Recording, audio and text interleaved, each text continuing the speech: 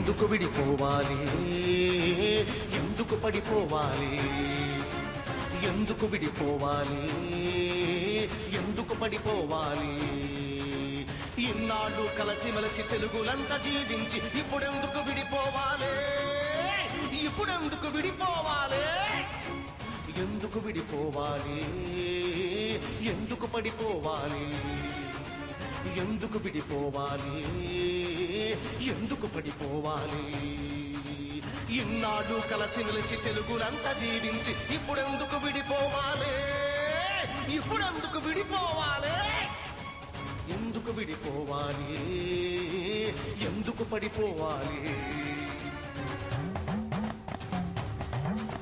శ్రీశైలం మల్లేశుడు, దాక్షారం భీమేశుడు, కాళహస్తి కాళేశుడు, కాచేటి మేలరా. ఒక రాముడి భద్రగిరిని, ఒక రాముడి తెలుగుమతిని, ఒక రాముడి చాకసిరిని వెలిగించిన గడ్డరా. ఎందుకు విడిపోవాలి, ఎందుకు పడిపోవాలి. తెలుగు జాతి సనాతనం, తెలుగు ఉనికి సనాతనం, తెలుగు వెలుగు వినూతనం, లేనేదేనంతం. తెలుగు వాడి పౌరుషం, తెలుగు నాడి రాజసం, తెలుగు జాతి సాహసం, ఒకే ఐకమత్యం, ఒకే ఐకమత్యం. ఎందుకు విడిపోవాలి, ఎందుకు పడిపోవాలి, ఎందుకు విడిపోవాలి, తెలుగులెందుకు పడిపోవాలి. శతాబ్దాల ఘన కీర్తి, దశాబ్దాల మన ప్రగతి, యుగాంతాల వరకు ఒక వెలుగై వెలగాలి. ఒక్కటిగా కలవాలి, ఒక్కటిగా కదలాలి, తెలుగు జాతి చేయి కలిపి ఒక్కటిగా నిలవాలి. తెలుగువాడి భాష ఒకటే, తెలుగువాడి భావం ఒకటే, తెలుగువాడి గుండె ఒకటే, తెలుగు గుండె చప్పుడొకటే. భాష ఒకటే, భావం ఒకటే, గుండె ఒకటే, చప్పుడొకటే, నెత్తురొకటే, సత్తు ఒకటే, ఊపిరొకటే, ఊహ ఒకటే, నేల ఒకటే, మట్టి ఒకటే, రాజ్యం ఒకటే, రాష్ట్రం ఒకటే, రాష్ట్రం ఒకటే, రాష్ట్రం ఒకటే, రాష్ట్రం ఒకటే. తెలుగు రాష్ట్రం ఒకటే, తెలుగు రాష్ట్రం ఒకటే. ఎందుకు విడిపోవాలి, ఎందుకు పడిపోవాలి, ఎందుకు విడిపోవాలి, ఎందుకు పడిపోవాలి. ఇన్నాళ్ళు కలిసిమెలిసి తెలుగులంతా జీవించి ఇప్పుడెందుకు విడిపోవాలి, ఇప్పుడెందుకు విడిపోవాలి, ఎందుకు విడిపోవాలి, ఎందుకు పడిపోవాలి, ఎందుకు విడిపోవాలి, ఎందుకు పడిపోవాలి. ఇన్నాళ్ళు కలిసిమెలిసి తెలుగులంతా జీవించి ఇప్పుడెందుకు విడిపోవాలి, ఇప్పుడెందుకు విడిపోవాలి. జై సమైక్యాంధ్ర. గోదావరి తీరాన సమైక్య గళం కార్యక్రమానికి స్వాగతం. ఈరోజు మనం స్వచ్ఛంద సేవా సంస్థల నిర్వహిస్తున్న వారందరితో కూడా సమైక్యాంధ్రకు సంబంధించి చర్చా కార్యక్రమం నిర్వహిస్తున్నాం.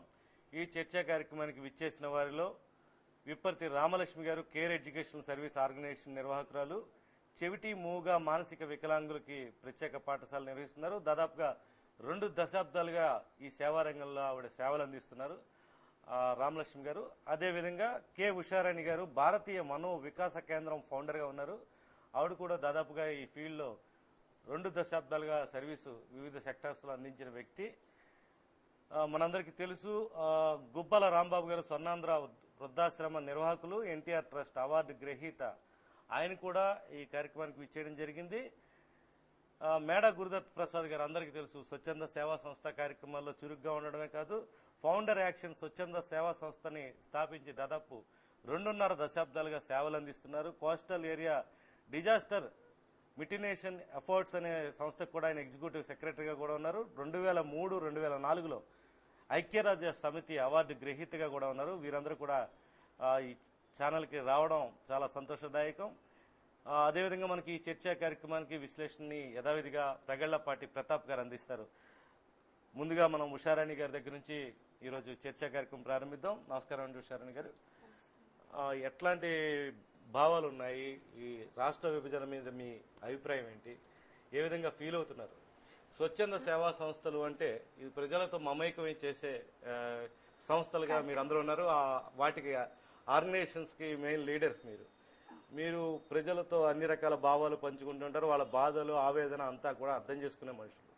మీకు ఎట్లాంటి బాధను కానీ ఆందోళన కానీ వ్యక్తం చేస్తున్నారు ప్రజలు ఈ మధ్యన?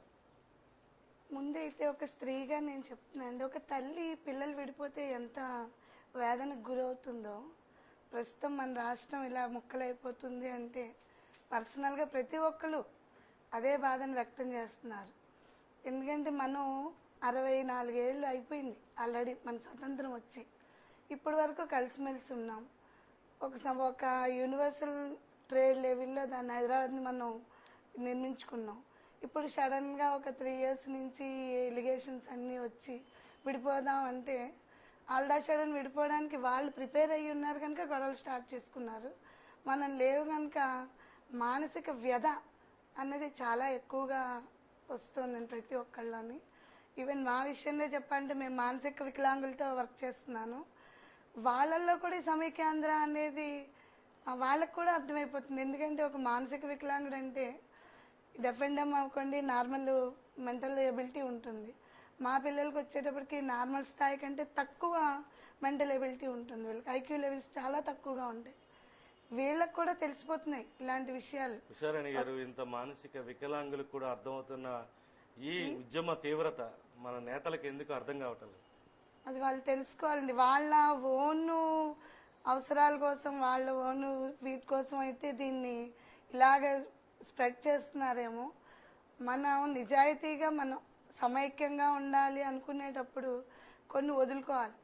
నా పిల్లోడు ఏదో ప్రైమ్ మినిస్టర్ లెవెల్లో ఉండాలి లేదా చీఫ్ మినిస్టర్ లెవెల్లో ఉండాలి, ఆ రకంగా నేను మొత్తం సమాజాన్ని దేశాన్ని విడగొట్టేస్తాను అనుకోవడం ఒక స్త్రీగా ఆవిడ ఎంతవరకు ఇది న్యాయంగా ఉంటుందో మనకు అర్థం అవట్లేదు.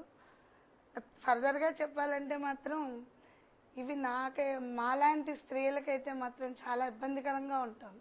మేడం, ఇప్పుడు స్వచ్ఛంద సంస్థల వాళ్ళందరికీ కూడా హైదరాబాద్తో ఎలాంటి అనుబంధం ఉంటుంది? హైదరాబాద్లో ఏమైనా వర్క్స్ అవి ఉండడం, అక్కడ విడిపోతే కనుక మీకు వచ్చే నష్టాలు ఏమి ఉంటాయి? నష్టాలు ఎందుకు ఉండవండి. ఇప్పుడు మా పిల్లలకి వచ్చాయంటే అన్ని ఎక్కువగా మెంటల్ దానికి సంబంధించి ఉంటాయి, బ్రెయిన్కి సంబంధించి. మనకి ఇప్పుడు ఎన్ఐఎంహెచ్ అవనండి, ఏదో ఉండే ఒక జెంటికల్ కౌన్సిలింగ్ అవనండి, ప్రతిదీ హైదరాబాద్లోనే ఉంది. మా సెక్టర్ పరిధిగా అయితే దేనికి మేము రిఫర్ చేయాలన్నా హైదరాబాదే రిఫర్ చేయాలి. అలాంటప్పుడు వీళ్ళు అక్కడికి వెళ్ళి ఇకపైన చేయించుకోవాలి అన్నప్పుడు ఈ సెకండరీ పర్సన్స్గా మనం అయ్యామంటే చాలా కష్టాలు ఎదుర్కోవాల్సి వస్తుందని నేను అనుకుంటున్నాను. అంటే అవన్నీ ఆ సంస్థల్ని వేరే రాష్ట్రం ఏర్పాటు చేసినప్పుడు ఇక్కడ మనం నెలకొల్పుకోవాలంటే ఎంతకాలం పట్టే అవకాశం ఉంది? అంత సౌకర్యాలు కానీ అంత ఎఫిషియన్సీ ఉన్న పర్సన్స్ కానీ చెప్పేవాళ్ళు కానీ ఉంటారంటారు? మనం ఇక్కడ ఏర్పాటు చేసుకోవడం అన్నదే కష్టం అనిపిస్తుంది నాకు. ఎందుకంటే నేనైతే ఇటు వైజాగ్, హైదరాబాద్, ఇంచుమించుగా విజయనగరం ఈ డిస్ట్రిక్ట్స్ అన్నీ తిరిగాను. మాక్సిమం ఈ ఫీల్డ్లో నాకు తెలుసు ఎంత ఎఫిషియెంట్ వర్కర్స్ ఉన్నారో. సో ఇక్కడ మనం దీన్ని మళ్ళీ ఎస్టాబ్లిష్ చేసుకోవాలనడం ఒక డ్రీమ్ అయిపోతుంది అంతే. ఓకే, మళ్ళీ మీ దగ్గరకు రామలక్ష్మి గారు, మీకు చెప్పండి, మీకు ఎట్లాంటి ఆవేదన ఉంది? మీరు అనేక రకాల సోషల్ అవేర్నెస్ కార్యక్రమాలు కానీ సమాజానికి ఎంతో సేవ చేసే రంగంలో ఉన్నారు. ఏమంటున్నారు ప్రజలు? మీ దగ్గరకు వచ్చే ఫీడ్బ్యాక్ ఏ విధంగా ఉంది? మా దగ్గరికి వచ్చే ఫీడ్బ్యాక్ ఎలా ఉందంటే అండి, రేపు మా పిల్లల భవిష్యత్తు ఏంటి అని ప్రతి పేరెంట్, ఎక్కువగా నేను డెఫ్ అండ్ డమ్ పిల్లలు డీల్ చేస్తానండి. అక్కడ వాళ్ళు ఏంటంటే ఇది 10th క్లాస్ ఇంటర్ అయిపోయిన తర్వాత వాళ్ళు హైదరాబాద్ వెళ్ళి ఏదో జాబ్ సంపాదించుకోవాలి అనే కాన్సెప్ట్లో ఉంటారండి సహజంగా. పేరెంట్స్కి కూడా మేము అదే చెప్తామండి.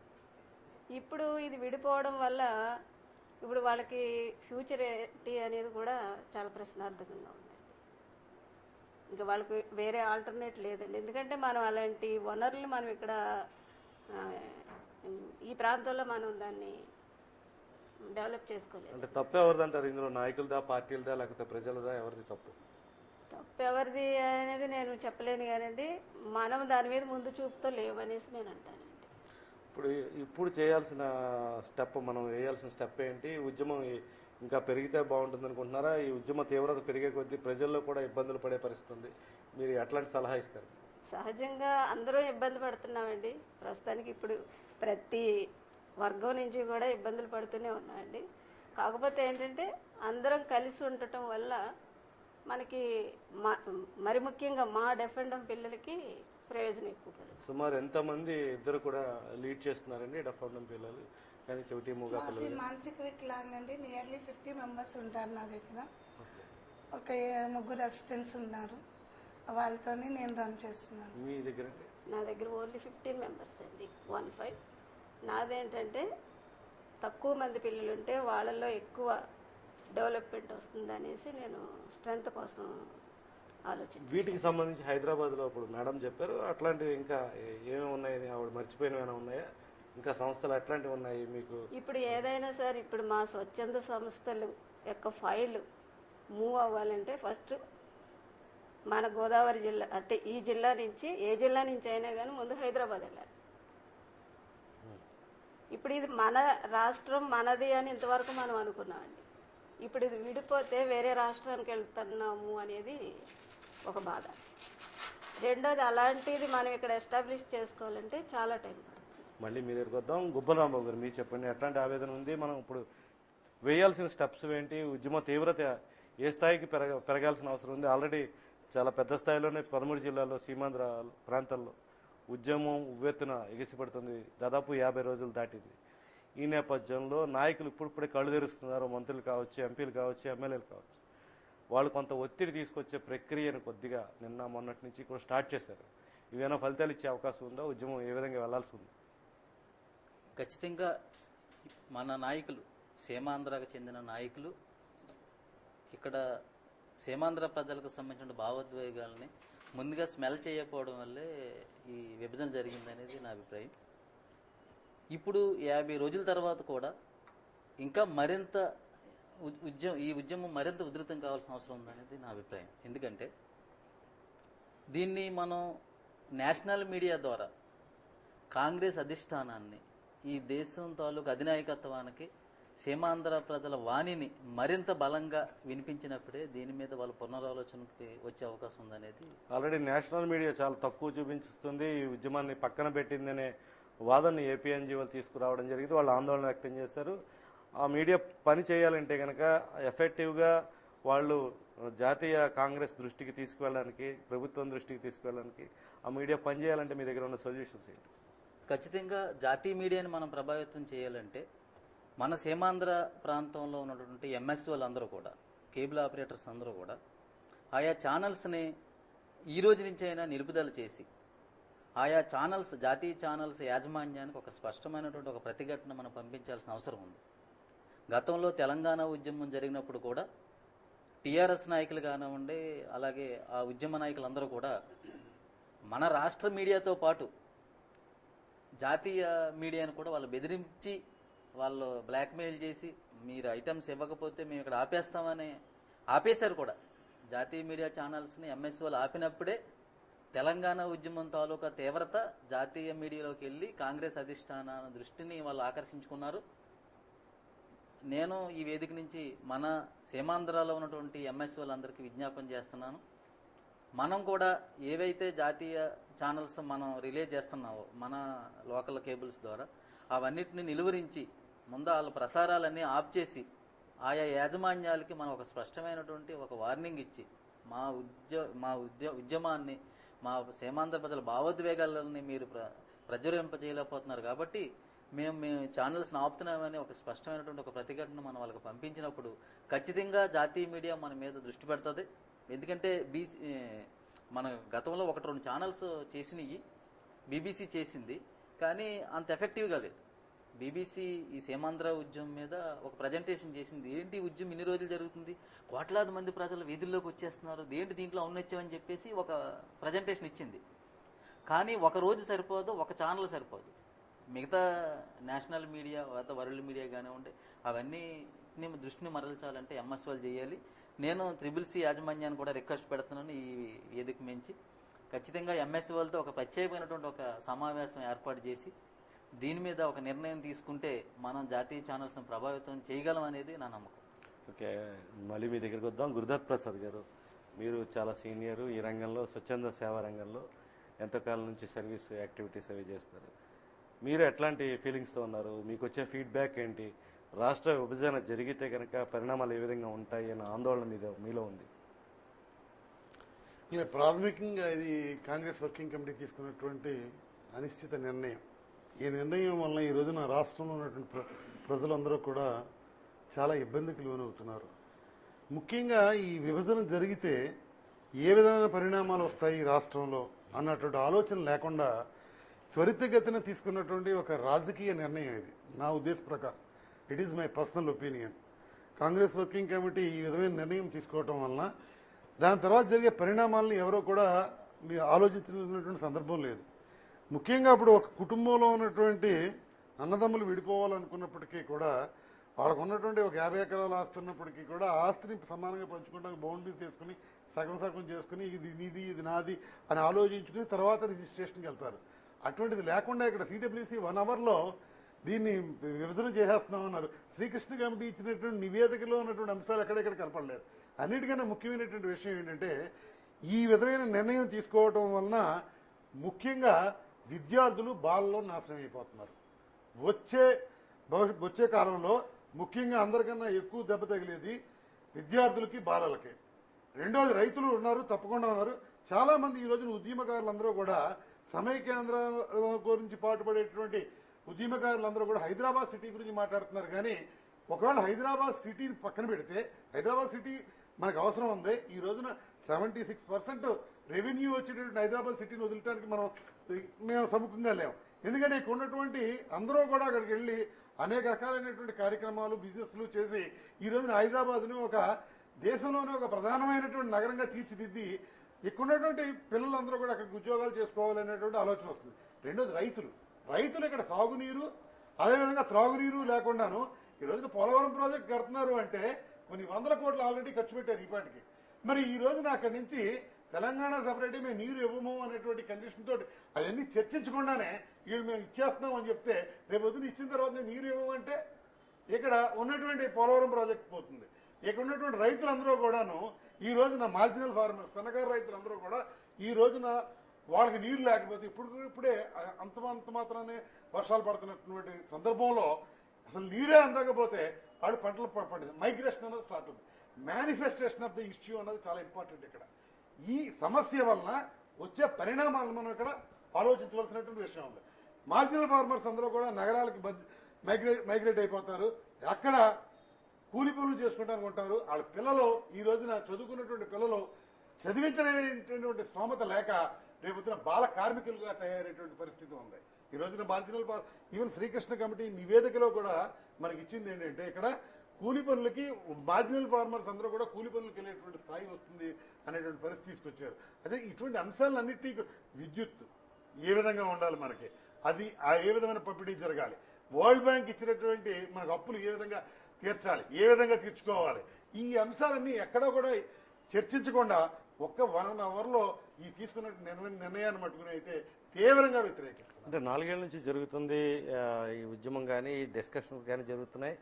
ఇవన్నీ పరిశీలించే మేము తీసుకున్నాం అంటున్నారు. కాంగ్రెస్ పార్టీకి అంతా జాతీయ స్థాయిలో ఉన్న పార్టీకి ఆ మాత్రం అవగాహన లేదంటారా? గంటలోనే తీసుకున్న నిర్ణయం కింద భావిస్తున్నారు. నేను అనుకుంటాం, నా వ్యక్తిగతమైనటువంటి అభిప్రాయం, ఒక ఎవరో ఒకరి మీద ఒక కమిటీ వేసి ఆ కమిటీ ఇచ్చినటువంటి నివేదికను ఆధారంగా చేసుకుని నేను ఈ విధమైన నిర్ణయం తీసుకున్నాను అంటానికి దాన్ని వాళ్ళు ఇచ్చినటువంటి డెసిషన్ రివోక్ చేసుకుంటారని కూడా నేను అనుకోవట్లేదు. ఇప్పుడు యాక్చువల్గా ఈ ఉద్యమం ఇంకా తీవ్రం అయితే రివోక్ చేసుకోవడానికి అవకాశం ఉంటుంది.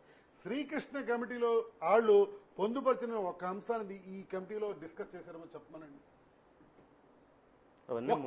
ఒక్క అంశం సిడబ్ల్యూసీ మీటింగ్ లో మాట్లాడలేదు కానీ అవన్నీ ఇంత ముందే మేము డిస్కస్ చేసాము అంటారు. డిస్కస్ చేసుకున్నప్పుడు యాక్చువల్ గా ఇక్కడ ఉన్నటువంటి మనోభావాల్ని, ఇక్కడ ఉన్నటువంటి నేను సీమాంధ్ర అన్నో మన ఆంధ్రప్రదేశ్ ప్రజల యొక్క మనోభావాలు, సీమాంధ్ర అంటే వేడగొట్టినట్టు అవుతుంది. మళ్ళా మన ఆంధ్రప్రదేశ్ లో ఉన్న ప్రజల యొక్క మనోభావాలు కానీ రెఫరెండం తీసుకుంటాం కానీ అది ఇటువంటి విషయాలు ఎక్కడైనా చర్చకు వచ్చింది. ఇదంతా మనోభావాలకి ఎమోషనల్ ఫీలింగ్స్ కి సంబంధించినటువంటి విషయం.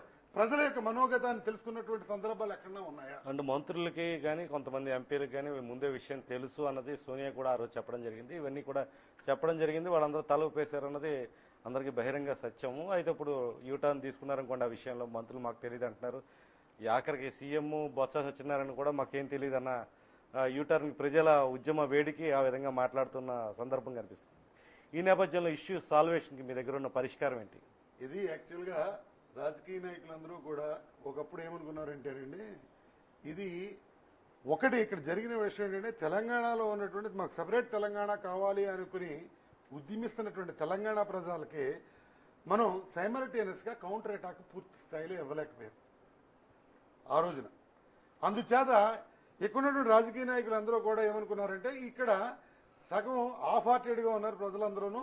అంచేత మనం ఒకవేళ కానీ వీళ్ళకి సమైక్యాంధ్రాన్ని పలికినట్టయితే కొన్ని సీట్లు పోవటానికి అవకాశం ఉంది, తెలంగాణలో మొత్తం పోవడానికి అవకాశం ఉంది అన్నటువంటి ఆలోచనతోటి ఆ రోజున ప్రతి పార్టీ ఈ పార్టీ ఆ పార్టీ అని కాదు, ప్రతి పార్టీ కూడా సైన్ చేసి ఇచ్చేసారు.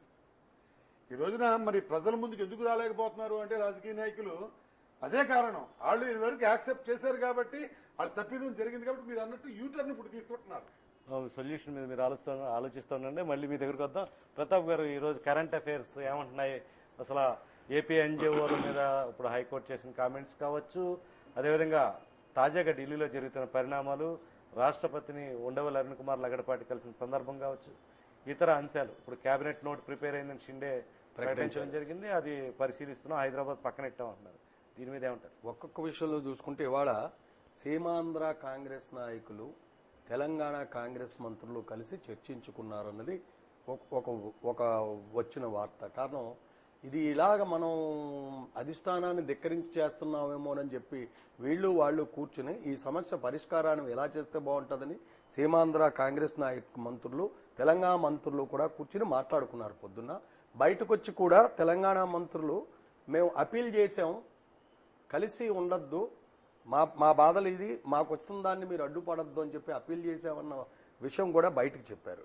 ఇక రెండోది, నిన్న మన ఎంపీ అరుణ్ కుమార్ గారు రాష్ట్రపతిని కలిసి బయటకు వచ్చి అన్ని చెప్పానన్నారు. కానీ రాష్ట్రపతి ఏం చెప్పాడో అన్నది చెప్పనన్నారు. ఆయన మన సంగతులన్నీ చెప్పారు. అట్లాగే షిండే గారు వీరప్ప మొయిలీ గారి దగ్గరికి వీళ్ళందరూ వెళ్ళినప్పుడు కూడా వీరప్ప మొయిలీ గారు పూర్తిగా విన్నారు. విని కామ్గా ఇప్పుడప్పుడే నోటు తయారవ్వదు అని ఒక మాట చెప్పారని చెప్పి వీళ్ళు అన్నారు. కానీ ఇవాళ మధ్యాహ్నానికి షిండే గారు వార్త మాకప్పుడే అంతా నోట్ అంతా రెడీ అయిపోయింది, నేను ఇప్పుడు సాయంత్రం లోపల ఆ నోట్ని మేము పరిశీలిస్తాం, రేపు కేబినెట్ మీటింగ్ ఉంది, కేబినెట్ మీటింగ్లో చర్చ జరగడానికి అవకాశం ఉందని కూడా ఆయన చాలా క్లియర్గా చెప్పేశారు. అంటే ఈ నోటు మొన్నదాకా ఆంటోనీ కమిటీ చర్చించాక నోట్ ఇస్తాము అన్న మాట ఇవాళ మారిపోయి షిండే గారే డైరెక్ట్గా హోంశాఖ నుంచి ఒక ప్రతిపాదన పంపించేస్తున్నాం, మేము రేపు మీటింగ్లో మా కేబినెట్ మీటింగ్లో ఇది చర్చకు వచ్చే అవకాశం ఉంది, ఇవాళ నేను చూస్తున్నానని చెప్పి అన్నారు. అంటే ఇక్కడ వాళ్ళు చెప్పేది కూడా నిన్న మనం అనుకున్నట్టుదే, ఇవాళ అహ్మద్ పటేల్ కూడా నిన్న వ్యాఖ్యానించినప్పుడు మీరు ఇక్కడ సీమాంధ్రాలో ఉద్యమం జరుగుతుంది మేము వద్దనంటే తెలంగాణలో ఉద్యమం జరగడానికి అవకాశం ఉంది కాబట్టి ఈ సమస్య అంత ఈజీగా అయ్యే సమస్య కాదు, చాలా జటిలమైన సమస్య, దీన్ని పరిష్కరించడానికి టైం కావాలి, ఏమైనా ఆలోచిస్తున్నాము అనే మాట కూడా రాలేదు. వాళ్ళు ఒక సైడ్గా మాట్లాడుతున్నారు తప్పితే ఇది సీమాంధ్రాలో ఉద్యమం ఉంది, మేము గుర్తించాము, మేము సీమాంధ్రాలో ఉద్యమాన్ని తప్పకుండా ఉందని అనగలుగుతున్నాం అని అంటున్నారు. కానీ ఇది వెనక్కి తీసుకుంటామని కానీ దీని సొల్యూషన్ ఇది కానీ చెప్పట్లేదు. ఆంటోనీ కమిటీలో ఉన్న ఇద్దరు, సిడబ్ల్యూసీలో ఉన్న ముగ్గురు కూడా ఇవాళ మన నాయకులు, మన మంత్రులందరూ కలిశారు. అంటే మన మంత్రులందరూ కలిశారని మనం అనుకుంటున్నాం. పనబాక లక్ష్మి గారు ఇక్కడే ఉన్నారు, ఇంకో మంత్రి పురంధరేశ్వర గారు హైదరాబాద్లో ఉన్నారు. ఆవిడ మటుకు ఆవిడే చెప్తున్నారు నోట్ రాదు, మాకు ఆ దమ్ము మాకు ఆ ధైర్యం ఉందని అంటున్నారు. అందుచేత ఇది ప్రజల్ని మభ్యపెట్టడానికి అవుతుంది, ఇంకా ప్రజల్ని మభ్యపెట్టడానికి అవుతుంది తప్పితే ఈ ఉద్యమాన్ని ఒక స్వరూపం తీసుకొద్దామన్న ఇది లేదు. ఇవాళ మన హైకోర్టులో మళ్ళీ రేపటికి వాయిదా వేసి అసలు ఈ ఎన్జిఓస్కున్న హక్కులు దాని గురించి వాళ్ళ సంతకాలు పెట్టి దీన్ని అడుగుతూ ఒక ప్రశ్న అడిగారు. హైకోర్టు సమ్మెను ఆపే హక్కు హైకోర్టుకు లేదా అని కూడా అడిగారు. అంటే హైకోర్టు ఒక విధంగా ఫేవర్గా చెప్తుందో తెలియట్లేదు, ఫేవర్ చేయట్లేదో తెలియట్లేదు. ఈ సమ్మె గురించి ఏదైనా నిన్న చెప్పినట్టుగా హైకోర్టు ఒక డెసిషన్ ఇచ్చి ఈ సమ్మెను ఆపడానికి ప్రభుత్వం ఏ నిర్ణయం తీసుకుంటుంది, ఏ విధమైన స్టెప్స్ తీసుకుంటుంది అని అడిగినప్పుడు, ఒకవేళ హైకోర్టు అలాగ ఇచ్చినప్పుడు ఖచ్చితంగా ఇది ప్రభుత్వ పరంగా సిఎస్ చీఫ్ సెక్రటరీ దగ్గర నుంచి మూవ్ అయినప్పుడు కేంద్ర హోంశాఖకి ఖచ్చితంగా వెళ్లాల్సిన అవసరం ఉంటుంది. ఇంత సమస్య ఉంది, దీన్ని ఏం చేస్తున్నారని హైకోర్టు మమ్మల్ని నిలదీస్తుంది కాబట్టి దీన్ని ఏం చేయాలి, మేము ఎలా ప్రొసీడ్ అవ్వాలని చెప్పి ఖచ్చితంగా వాళ్ళు హోమ్ అఫైర్స్కి రాయాల్సి వస్తుంది. హోమ్ అఫైర్స్కి ఎప్పుడైతే రాశారో హోమ్ అఫైర్స్ ఖచ్చితంగా ఈ సమస్య మీద ఒక నిర్ణయం తీసుకుని ఇది సంగతి అని చెప్పి ప్రభుత్వానికి విన్నవించాలి. ఇది జరగడానికి ఎంత టైం పడుతుందో తెలియదు. ఇవాళ ఆల్రెడీ సీమాంధ్ర సెక్రటేరియట్ ఎంప్లాయీస్ కూడా ఢిల్లీ వెళ్ళడానికి జంతర్ మంతర్లో వాళ్ళు స్లోగన్స్ ఇవ్వడానికి నిరాహార దీక్ష చేయడానికి కూడా చేస్తున్నారు. ఇంత సమస్యని జటిలంగా తీసుకుంటున్నారేమో అని ఒక అపోహ ఉంది. ప్రతాప్ గారు, అంటే ఇప్పుడు రాష్ట్రపతిని కలిసినప్పుడు ఉండవల్లి అరుణ్ కుమార్ కావచ్చు, లగడపాటి కావచ్చు, అక్కడ ఇంకో విషయం స్పష్టమైంది. చాలా ఆశ్చర్యకరమైన విషయం ఏంటంటే వీళ్ళు వెళ్ళి కలిసింది ఏంటంటే అసెంబ్లీలో చర్చ లేకుండా నేరుగా పార్లమెంట్కి తీసుకుపోతారేమో, ప్రజాస్వామ్య విలువల్ని సాంప్రదాయాలని కాపాడండి మహాప్రభో అని వీళ్ళు నివేదించినట్టు కనిపిస్తుంది. అంటే అంత అడ్డంగా వెళ్ళిపోవాల్సిన అవసరం కాంగ్రెస్ పార్టీకి ఉందంటారు. మరి ఇప్పుడు కాంగ్రెస్ పార్టీ మొదటి నుంచి చెప్తుంది అదే కదండి. ఇప్పుడు ఆ రోజు ఇవాళ వీళ్ళందరూ లెటర్స్ ఇవ్వండి అన్నారు. దిగ్విజయ్ సింగ్ చాలా క్లియర్ గా చెప్పాడు, మిగతా పార్టీలు యూటర్న్ తీసుకున్నా కాంగ్రెస్ పార్టీ యూటర్న్ తీసుకోవద్దు, వాళ్ళు లేఖలు ఇచ్చినా మేము వెనక్కి వెళ్ళము అని అన్నారు. అంటే అక్కడ వాళ్ళు డిసైడ్ అయిపోయారు, తెలంగాణ ఇవ్వడానికి విభజించడానికి డిసైడ్ అయిపోయారు. ఆ డిసైడ్మెంట్ ని మన వాళ్ళు ఎన్నాళ్ళు ఆపుతారు, ఎలా ఆపుతారు, ఎందుకు ఆపుతారు అన్న సమస్యని వాళ్ళు విశదీకరించడానికి ఆల్రెడీ వాళ్ళందరికీ కూడా ఒక విధమైన ఏహభావం ఏర్పడిపోయింది. మనం అంతకుముందు మనం అడిగినప్పుడు ఇందాక సార్ చెప్పినట్టు వాళ్ళు ఆల్రెడీ మీరు అడిగారు ఇందాక, వీళ్ళు ఇంతకు ముందు చెప్పుండ్రా అంటే ఖచ్చితంగా కేబినెట్ మీటింగ్ లో చెప్పారు. మన మంత్రులందరినీ పిలిచారు, మన ముఖ్యమంత్రిని పిలిచారు, మన పిసిసి చీఫ్ ని పిలిచారు, అందరినీ పిలిచారు, అందరితో డిస్కస్ చేశారు. ఇలాగ ఇస్తున్నాం, దానికి బాధ్యత ఎవరు వహిస్తారని చెప్పి అన్ని అడిగారు. అందుకనే ఇవాళ మన నాయకులు ఎవరూ కూడా ముఖం చూపించడానికి, ఇక్కడ ముఖం చాటేయడానికి కారణం అవుతుంది. ప్రతాప్ గారు, అంటే డెమోక్రటిక్ వేలో కాకుండా నాన్ డెమోక్రటిక్ వేలో వెళ్ళి వీళ్ళు బిల్లుని పాస్ చేసుకోవడానికో లేకపోతే పార్లమెంట్కి తీసుకురావడానికో ఓ ప్రయత్నం జరుగుతున్నట్లు మన ఎంపీలు పసిగట్టారు. ఆ విధమైన విధానంలోకి వెళ్ళడానికి కారణం ఏంటి? అలా ఎందుకు వెళ్తున్నారు? మరి వాళ్ళు డైరెక్ట్ గా చెప్తే డైరెక్ట్ గా ఆపే ప్రశ్న లేదు కదా. ఇప్పుడు డైరెక్ట్ గా అధిష్టానానికి చెప్పి ఆపించే శక్తి లేకపోతుంది వీళ్ళ దగ్గర. అధిష్టానం మీరు ముందే మేము చెప్పినప్పుడు మీరు ఎందుకనక ఆ రోజే మాకు చెప్పుంటే ఈ నిర్ణయం మేము తీసుకోకపోయి ఉండేవాళ్ళం. మీరు మాకు భరోసా ఇచ్చారు కాబట్టి మేము ఈ నిర్ణయం తీసుకున్నాం. ఆ రోజే మీరు మేము చేయలేము, సీమాంధ్రలో ఉద్యమం వస్తుంది, సీమాంధ్ర ప్రజలు ఒప్పుకోవట్లేదు, శ్రీకృష్ణ కమిటీ నివేదికలో ఇది ఖచ్చితంగా పొందుపరుచుంది అని ఒక మాట ఉండి అడ్డుపెట్టుంటే ఇవాళ కాంగ్రెస్ ప్రభుత్వం ఈ నిర్ణయం తీసుకుని ఉండకపోవచ్చు. కానీ ఏ పరిస్థితిలో అయినా ఇవ్వాలని నిర్ణయం ఉంది కాబట్టి ఇవాళ డిఎస్ తెలంగాణ నుంచి వెళ్తున్న డి శ్రీనివాస్ కానీ హనుమంతరావు కానీ పొద్దున్న ఢిల్లీ దిగుతున్నారు, వెంటనే సోనియా గాంధీ అపాయింట్మెంట్ దొరుకుతుంది. కేబినెట్ లో ఉన్న మన మంత్రులకి అపాయింట్మెంట్ దొరకట్లేదు, అపాయింట్మెంట్ ఇవ్వట్లేదు మేడం అని అంటుంటే మొన్న ఎవరో చెప్తున్నారు, అదే డిఎస్ హనుమంతరావు చెప్తున్నారు, మేడం అంటే సోనియా గాంధీ, అమ్మ అంటే ఇందిరాగాంధీ. ఇంకా ఇలాంటి డైలాగులు ఇలాంటివి వస్తుంటే అసలు మనం ఈ సమ్మె చేస్తున్నదానికి నిజంగా ఎన్జిఓ సోదరులు ఎంత బాధపడుతున్నారు, వాళ్ళు ఏ విధమైన రాజకీయ లబ్ధి లేకుండా వాళ్ళు చేస్తున్నారు అంటే మరి వాళ్ళని ఎంత దాకా మనం కాపాడగలుగుతాం, ఆ సమ్మెను ఎంత దాకా తీసుకురాగలుగుతాం ఆలోచించాలి. మళ్ళీ మీ దగ్గరికి వద్దామండి. రామలక్ష్మి గారు మీరు చెప్పండి, దీనికి ఏమైనా సొల్యూషన్ ఉందంటారా? ఈ సమైక్య ఆంధ్రప్రదేశ్గా ఉండే అవకాశం ఏమైనా కనిపిస్తుందా? రాజకీయ నాయకులు తమ స్వార్థం కోసం వేసిన ఈ ఎత్తుగడలో అన్ని పార్టీలు కలిసి ప్రజల జీవితాలతో ఆడుకుని రాష్ట్రాన్ని విభజించే అవకాశం కనిపిస్తుంది? నేనైతే రాజకీయ నాయకులు వాళ్ళ ఉద్దేశాలు అవి మనకు తెలియదు కానండి, నేనైతే రాష్ట్రం సమైక్యంగా ఉండాలని కోరుకుంటున్నాను. మీకు సొల్యూషన్స్ అంటే మీకు కింద స్థాయి పబ్లిక్ నుంచి వచ్చే ఇది కానీ ఏమైనా చెప్పగలరా? అందరికీ తెలిసిందేనండి, నీరు, త్రాగునీరు, విద్యుత్తు, పిల్లల భవిష్యత్తు, మరి ముఖ్యంగా సార్ చెప్పినట్టుగా అది కూడా నా ఒపీనియన్, భావి తరాల వారికి చాలా ఆటంకంగా ఉంటుందండి. ఈరోజు హైదరాబాద్ మనది అనే దానిలో ఉన్నాం మేమంతా కూడా. ఇప్పుడు అది మనది కాదురా అని చెప్పాలంటే ఇప్పుడు ఎస్పెషల్లీ డెఫ్ పిల్లలకి ఒకసారి మనం ఒకటి చెప్పాము అని అంటే రెండోసారి అది కాదు అని అంటే ఒప్పుకోడండి. ఎందుకండి? అది అడిగి నాటుకుపోయింది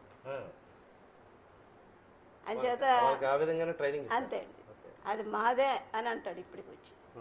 రేపొద్దున విభజన అయినా కూడా తెలంగాణ నాదే, హైదరాబాద్ నాదే, పిల్లలు మాత్రం ఒప్పుకోరండి. అందుకే మరి వాళ్ళు సమ్మె చేస్తున్నారు, బదిలీలు ఎక్కడైనా కూడా సమ్మె చేస్తారు. ఓకే, ఉషారాణి గారు మీరు చెప్పండి, ఎట్లాంటి సొల్యూషన్, దీనికి పరిష్కారం, ఈ సమస్యకి ఎట్లా ఉద్యమం చేయాల్సిన అవసరం ఇంకా ఉంది? మహిళలు కూడా బాగా పెద్ద ఎత్తున ఉద్యమంలోకి వస్తున్నారు. చాలా రీజన్స్ ఉన్నాయి. రాష్ట్రం విడిపోతే చాలా రకాల కారణాలు, విడిపోవడానికి 1000 కారణాలు ఉండొచ్చు, కలిసి ఉండడానికి ఒక కారణం కూడా అవసరం లేదు అన్నది వాదన. మీకు ఎట్లాంటి ఇప్పుడు సొల్యూషన్ అని అనిపిస్తుందా? మీకు తోచింది ఆన్సర్ మీరైతే ఏం చేయగలరు? నేనైతే విడిపోకుండా ఉండడానికి సాయశక్తులన్నీ ట్రై చేయాలి మనం. దీనికి మనకు ఆల్రెడీ ఒకసారి పొట్టి శ్రీరాములు గారు ఒక వే ఇచ్చారు. శాంతియుతంగా కూడా మనం మనకు కావాల్సిన నీడ్స్ని మనం ఫుల్ఫిల్ చేసుకోవచ్చు అని. అలాగే మనం ఇంకా ఎక్కువగా మన సమ్మెను ఉధృతం చేయడం అంటే వైలెన్స్ లేకుండా మన నీడ్స్ని నిరాహార దీక్షల ద్వారా కానీ, నిరాహార దీక్షలు ఒక్కటే కాకుండా సహాయ నిరాకరణం కానీ, ఆల్రెడీ రాంబాబు గారు చెప్పారు మీ వేలో మీరు చేయవలసిన పనులు ఏమేమి ఉన్నాయో. ఇలాగా మన నిరసనని అవతల వాళ్ళకి వ్యక్తం చేయడానికి బోల్డ్ మార్గాలు ఉన్నాయి కనుక వాటిని ఇంకా ఉధృతం చేసుకొని ఆల్రెడీ చేస్తున్న వాళ్ళకి మా సహాయం ఉడతా భక్తిగా మేము కూడా వెళ్ళి మేము చేస్తున్నాం ఇందులో అని, మాది భాగం ఉంది అని పాలు పంచుకోవాలి. ఈ విధంగా మేము కష్టపడాలని అనుకుంటున్నాం. ఉషారాణి గారు, ఇప్పుడు ఆల్రెడీ రాజకీయ నాయకులు తెలుగు జాతిని 2 ముక్కలుగా చేసి వాళ్ళ మానసికంగా విద్వేషాలు రెచ్చగొట్టారు. ఒక ప్రాంతం వాళ్ళు పూర్తిగా అంటే పూర్తిగా కాకపోవచ్చు, అందులో 60% కావచ్చు, 40% విభజన వైపే వాళ్ళకు మరిన్ని అవకాశాలు వస్తాయని, వాళ్ళు కేంద్ర ప్రభుత్వ స్కేల్స్ అందుకుంటారు, బోనస్లు అందుకుంటారు, లేకపోతే వాళ్ళకి విద్యా అవకాశాలు కానీ ఉద్యోగ అవకాశాలు కానీ పెద్ద లక్షలాదిగా వస్తాయని ప్రచారంలో కొంత మభ్యపడ్డారు. కాబట్టి ఆ ప్రాంత ప్రజలు ఆ తెలుగు జాతి 2 ముక్కలుగా చేసే వీళ్ళ ప్రయత్నం కొన్ని జిల్లాల్లో విజయవంతం అవుతున్నట్టు కనిపిస్తుంది. ఈ నేపథ్యంలో అసలు మీరు డిసిషన్ మేకర్ అయితే కనుక అక్కడ ఈ 2 ప్రాంతాలని ఏ విధంగా వాళ్ళ భావోద్వేగాలను చల్లార్చగలరు? ఏ విధంగా చల్లారుస్తుంటే ముందు అసలు నిజంగా అక్కడ అంత ఉందా, వాళ్ళకి ఆపర్చునిటీస్ అంతవరకు ఉన్నాయా మనం తెలుసుకోవాలి. వాళ్ళకి అర్థమయ్యేలా చెప్పాలి. ఇప్పుడు మా దగ్గర మెంటల్ హ్యాండిక్యాప్ ఉన్నారనుకోండి, పక్క వాళ్ళ దగ్గర ఉన్న ఐటమ్ చూసారో ఏదైనా ఆట వస్తువు అది కావాలని అడుగుతారు. అది వీళ్ళకి ఎంతవరకు అవసరం? ఒక మానసిక వికలాంగుడికే మనం అర్థమయ్యేలా చెప్పగలిగినప్పుడు ఆల్మోస్ట్ మెంటల్ ఎబిలిటీస్ బాగున్న వాళ్ళకి కొంత టైం తీసుకొని ఒక 4-5 సెషన్స్ అయినా అది కాదు నాయన పరిస్థితి ఇది అని మనం చెప్పగా అర్థమవుతుందేమో. ఎందుకంటే మేము ఒక 10 ట్రయల్స్ మా చైల్డ్ మీద వేసినప్పుడు కంపల్సరీ సక్సీడ్ అవుతాం. నేర్చుకుంటాడు ఆ చైల్డ్. అలా ఒక మానసిక వికలాంగుడినే మనం తీర్చిదిద్దగలుగుతున్నప్పుడు నార్మల్ చిల్డ్రన్ని నార్మల్ కేంద్రంలో ఉన్న కాంగ్రెస్ మానసిక వికలాంగులు కావచ్చు, తెలుగుదేశంలో ఉన్న మానసిక వికలాంగులు కావచ్చు, వైఎస్ఆర్ పార్టీలో కొంతమంది ఉన్న మానసిక వికలాంగులు కావచ్చు, ఇతర పార్టీలన్నింటిలో కూడా ప్రధానంగా బీజేపీలో కూడా ఈ మానసిక వికలాంగులు రాజకీయ వికలాంగులు బాగా పెరిగిపోయారు. వీళ్ళందరికీ అంటే ఈ చెప్పగా ఏమైనా మార్పు వస్తుందని నేనైతే నమ్ముతున్నాను. ఎందుకంటే మా ఫీల్డ్ లో మేము స్ట్రాంగ్ గా దాన్ని బిలీవ్ చేస్తాం. ఎంతవరకు చెప్తూ జరగబోయే నష్టాలను వివరిస్తూ ఉండాలి. వివరించాలి, తప్పదు. మరి ఇప్పటికే 50 రోజులు నష్టపోయారు అందరూ. నష్టపోయాం, తప్పదు. ఇంకొంత ఉధృతంగా మన ప్రయత్నాలు చేయాలి. ఒక డెఫెండమ్ అంటే వికలాంగుల దాని నుంచి మేము వచ్చాం కనుక ఒక డెఫెండమ్ అవనియండి, వికలాంగుడు అవనియండి. ఇప్పుడు ఆవిడకి వినపడదు, కనపడదు. ఏంటి ఈ ఉద్యమం కనపడదు, ఇది వాళ్ళు చూపించలేరు. జాతీయ మీడియాలో యాక్షన్ అవుతుంది. ఆవిడ దృష్టికి రానివ్వకుండా అక్కడ మీడియా ద్వారా ఏదో ఒత్తిడి తీసుకొస్తున్నారు, నేషనల్ మీడియా ద్వారా. ఆవిడకేమి చెవులకు వినపడకుండా అసలు అపాయింట్మెంట్సే రావట్లేదు. డఫండమ్ కింద అక్కడ కేంద్ర అధిష్టానం వ్యవహరిస్తుంది. మీ మాటకి నేను అడ్డొస్తున్నాను. ఒక డెఫెండమ్ అయితే విజువల్స్ ద్వారా చూపించాలి. ఎందుకంటే ఆడియో తనకి పనిచేయదు కనుక వీడియోస్ చూపించాలి ఎక్కువగా. సో మన ప్రోగ్రామ్స్ అన్ని మనం ఎంత స్ట్రాంగ్ గా ఇక్కడ ఇది జరుగుతుంది, ఈ ఉద్యమం అన్నది వీడియోస్ డైరెక్ట్ గా ఆవిడ దగ్గరికి వెళ్ళి పదే చూపిస్తూ ఉండాలి. ఇంకా అదే ఇప్పుడు ఆయన గుబ్బల రాంబాబు గారు చెప్పినట్టు జాతీయ మీడియా దృష్టికి ముందు తీసుకువెళ్ళాలి. కనీసం ఇంట్లో టీవీ చూస్తున్నారు అంతే, ఏదో ఒక టైంలో అయినా చూస్తుంది. వినపడాలంటే ఏం చేయాలి? వినపడాలంటే ఇప్పుడు మరి మనం టీవీ సౌండ్ ఒకటే పెట్టడం కాదు. నిజంగా డెఫినెట్ అనుకోండి, మన ఇప్పుడు చర్చలో చెప్పినట్టుగా అది ఎన్ని డెసిబెల్స్ ఉందో ముందు చూసుకోవాలి. ఇంగ్లీష్ తెలుగులో కాకుండా ఇంగ్లీష్ హిందీలో ఉండేలా చూసుకోవాలి. దాని ద్వారా ఏమవుతుందంటే వినగా ఏదో పాడగా రాగం కురిగా రాగం అన్నట్టు అప్పటికైనా ఆవిడకి అర్థమవుతుందేమో అసలు ఏం జరుగుతుంది అని. సో ఆవిడ డిసిషన్ మేబీ చేంజ్ అయితే అవ్వచ్చు. రాజకీయ నాయకులకి వాళ్ళ బుద్ధి మారాలంటే ఏం చేయాలంటారు? ఎట్లాంటి ట్రీట్మెంట్ ఇవ్వాలి మీరు? రాజకీయ నాయకులు ఇక్కడ ఉన్న వాళ్ళ వాళ్ళకి. బుద్ధి మారాలంటే ముందు సెల్ఫిష్నెస్ మానుకోవాలి. ఎంతో కొంత ఇప్పుడు మనకి ఇంత అన్నం పెట్టారు మన ఎదురుగుండా, మన కడుపుకి ఎంత పడుతుందో మనం అంతవరకే తినగలం. మన స్వార్థం కోసం మనం ఏదో వెనకేసుకోవాలి, మన ఫ్యూచర్, మన పిల్లల ఫ్యూచర్, తర్వాత తరాల ఫ్యూచర్ అంతా బాగుండాలని చూసుకోకుండా, అదే మనం ఈ సమాజం నుంచే వచ్చాం, వాళ్ళు ఎన్నుకోవడం వల్ల మనం వచ్చాం. సో మనం ఈ ప్రజల మాటని తీసుకువెళ్ళాలి. మనం ఒక రిప్రజెంటేషన్ ఇక్కడ, ఆ రిప్రజెంటేషన్ కరెక్ట్ వేలో ఉండట్లేదు కనుక వాళ్ళని ముందు మనం సరి చేసుకోవాలి. నాయన నువ్వు ఇది కాదు చెప్పాల్సింది, ఇది నీకు అర్థం అవ్వట్లేదేమో అని ముందు వాళ్ళని మనం పదే పదే మా మాటల్లో చెప్పాలంటే సెవరల్ ట్రయల్స్ అన్నమాట. ఇవ్వగా మన ముందు వాళ్ళకి ఏమైనా అర్థమవుతుందేమో అర్థం చేసుకోవాలి. ఓకే, మళ్ళీ మీ దగ్గరికి వద్దాం మేడం. ఫైనల్గా రాంబాబు గారు చెప్పండి. ఇప్పుడు కొత్తగా కొన్ని విషయాలు తెలుస్తున్నాయి. ఇప్పుడు వీళ్ళు ఈ ఫేసులతో కానీ ఈ పార్టీల బ్యానర్లతో కానీ వెళ్తే ప్రజలు నమ్మే పరిస్థితి లేదని, సీమాంధ్ర ప్రాంతంలో కొత్త పార్టీలు వచ్చే అవకాశాలు ఉన్నట్లు ఇటు రాజకీయ పార్టీల నాయకులు చెప్తున్నారు, అటు ప్రజలు కూడా కొత్త పార్టీ వస్తుందని ఇలాగా పుకార్లు షికారులు చేస్తున్నాయి. ప్రచారం బాగుంది, దీనికి ఆధారంగా కొన్ని పార్టీలు కూడా రిజిస్టర్ అయ్యాయి ఢిల్లీలో. ఈ నేపథ్యంలో రాయపాటి సాంబశివరావు లాంటి వాళ్ళు కూడా కొంత కామెంట్ చేయడం జరిగింది, కొత్త పార్టీ వస్తాయని. ఇక్కడ లోకల్ ఎమ్మెల్యే కూడా కొత్త పార్టీ వస్తుందని ఆయన అనౌన్స్ చేయడం జరిగింది. త్వరలో ఇదే విధానం కాంగ్రెస్ పార్టీ కొనసాగించే పక్షంలో అది వాళ్ళు బ్లాక్మెయిల్ చేయడానికి కావచ్చు, లేకపోతే నిజంగా పెట్టే ఉద్దేశం ఉండొచ్చు. మీరేమంటారు? కొత్త పార్టీని ప్రజలు ఆదరించే అవకాశం ఉందంటారు?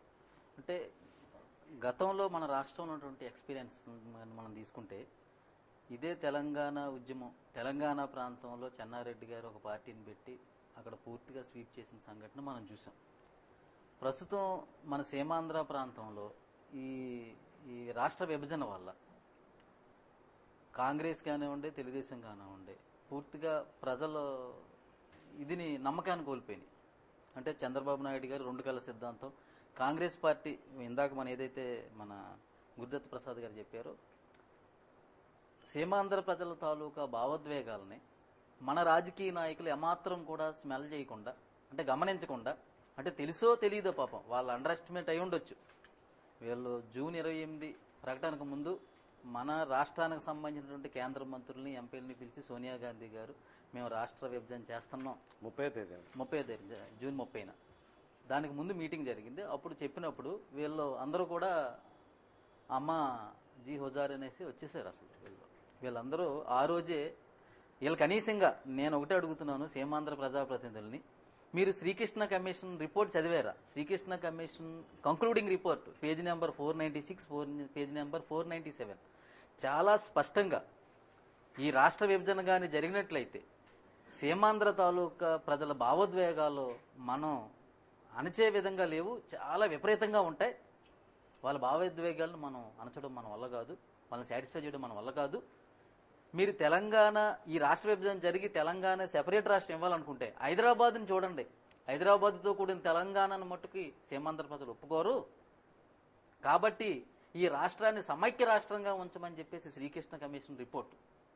కానీ మన నాయకులు ఎవరైతే సీమాంధ్ర నాయకులు ఉన్నారో చాలా చులకన భావంతో ప్రజా ఉద్యమాన్ని, ప్రజల భావోద్వేగాన్ని అర్థం చేసుకోలేని నాయకత్వం ఈరోజు, ఇందాక మేడం గారు చెప్పారు, పొట్టి శ్రీరాములు గారు కొన్నటువంటి త్యాగనిరతి ఈరోజు సీమాంధ్రలో ఉంటే ఏ రాజకీయ నాయకుడికి 1% కూడా లేదు. 1% ఉంటే ఈ ప్రజల భావోద్వేగాలను గమనించి ఈరోజు ఈ రాష్ట్రం సమైక్యంగానే ఉంచాలని ఒకరు కాకపోతే ఒకలైనా ఉండేవాళ్ళు.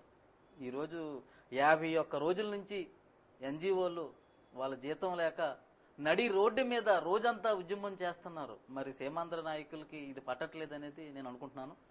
మీరు అడిగిన పాయింట్కి వస్తే ఖచ్చితంగా ఈ రాష్ట్ర విభజన అనే దాని మీద జరిగితే కాంగ్రెస్ పార్టీ పూర్తిగా నష్టపోద్ది. కాబట్టి కాంగ్రెస్ని నమ్మే పరిస్థితుల్లో ఈ సీమాంధ్ర ప్రజల ఓటర్లు లేరు. కాబట్టి అదే నాయకులు సమైక్యాంధ్ర పార్టీని ఫ్లోట్ చేసే ఉద్దేశంతో ఉన్నారు. దీని వెనకాల మీరు చెప్పిన రాయపాటి సాంబశివరావు, లగడపాటి రాజగోపాల్, అనంత వెంకటరామరెడ్డి, కోట్ల సూర్యభాస్కర్ రెడ్డి, ఇంకా మన జిల్లాకు సంబంధించినటువంటి నాయకులు, మేబీ సీఎం కిరణ్ కుమార్ రెడ్డి గారు కూడా ఉండొచ్చు. వీళ్ళ ఉద్దేశం ఏంటంటే గతంలో తెలంగాణ రాష్ట్రం విడిపోయి ఈ ఉద్యమం అప్పుడు తెలంగాణలో చెన్నారెడ్డి గారి నాయకత్వంలో తెలంగాణ పార్టీ వచ్చి ఎలాగైతే ఒక 10 మంది ఎంపీలను గెలిపించుకున్నారో అలాగా సీమాంధ్ర ప్రజల సమైక్యాంధ్ర అనే ఒక భావోద్వేగాన్ని ఓన్ చేసుకుని సింగిల్ పాయింట్ ఎజెండాగా సమైక్యాంధ్ర రాష్ట్రం మమ్మల్ని గెలిపిస్తే ఈ రాష్ట్రం సమైక్యంగా ఉండడం కోసం సింగిల్ పాయింట్ ఎజెండాగా మేము పార్లమెంట్లో మేము పోరాడతాం. ఏ పార్టీ వచ్చినా ఈ 27 మంది ఎంపీల తాలూకా సీమాంధ్ర ఎంపీల తాలూకా సపోర్ట్తోనే ఈవేళ దేశాన్ని ఏలే పరిస్థితి ఉంది. కాబట్టి సీమాంధ్ర ప్రజల భావోద్వేగాన్ని ఆ బలహీనతని ఎన్కాచ్ చేసుకోవాలనే ఒక రాజకీయ దురుద్దేశం అయితే ఉన్నమాట వాస్తవం.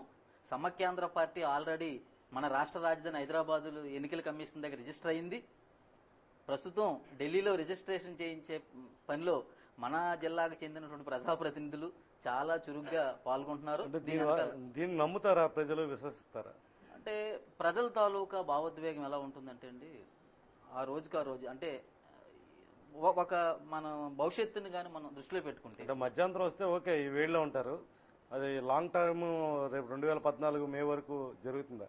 ఖచ్చితంగా జరుగుతుంది. ఎలా అంటే రేపు వచ్చే మన జాతీయ రాజకీయాలను కానీ చూసుకుంటే ఏ పార్టీకి పూర్తి మెజారిటీ రాదనేది ఒక అనిశ్చితమైనటువంటి ఒక రాజకీయ చిత్రపటం మన కళ్ళ ముందు ఉంది.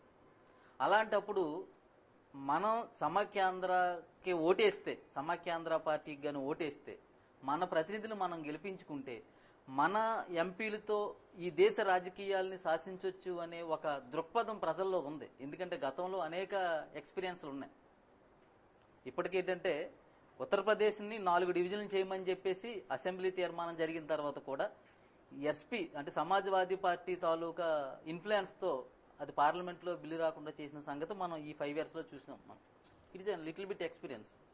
అలాగే రేపు సమైక్యాంధ్ర పార్టీ కానీ ఫ్లోట్ చేస్తే ప్రజల భావోద్వేగాలతో ఒకటే సింగిల్ పాయింట్ ఎజెండా ఏంటంటే వాళ్ళది, మమ్మల్ని గెలిపిస్తే విభజన జరగకుండా చూస్తాం, మా ఓట్లతో మేము 20 మంది ఎంపీలను మీరు పార్లమెంట్కి పంపిస్తే అక్కడ బిల్లు అవ్వకుండా ఏ పార్టీ అధికారంలోకి వస్తే ఆ పార్టీకి అనుబంధంగా ఉండి మన కోరికలన్నీ తీర్చుకోవచ్చు.